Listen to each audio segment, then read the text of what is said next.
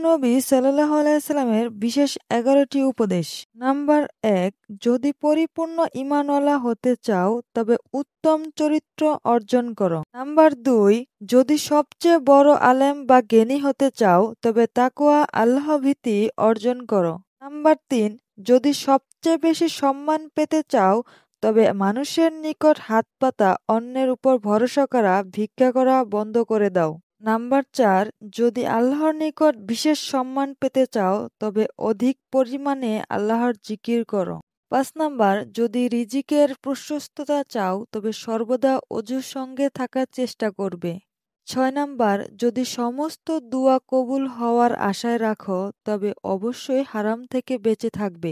7 number, যদি কিয়ামতের দিন আল্লাহর দরবারে গুনাহমুক্ত উঠতে চাও তবে সহবাসের পর দ্রুত পবিত্র হয়ে যাবে। 8 নাম্বার, যদি কিয়ামতের দিন আল্লাহর নূর নিয়ে উঠতে চাও তবে মানুষের উপর জুলুম করা ছেড়ে দাও।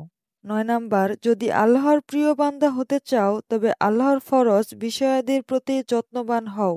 নাম্বার 10, যদি জাহান্নামের আগুন নেভাতে চাও তবে দুনিয়ার বিপদ আপদে সবর করো। নাম্বার 11, যদি আল্লাহ তাআলার রাগ বা গুসা থেকে বাঁচতে চাও তবে গোপনে সদকা করো, আত্মীয়তার সম্পর্ক রক্ষা করে চলো এবং মানুষের উপর রাগ করা ছেড়ে দাও।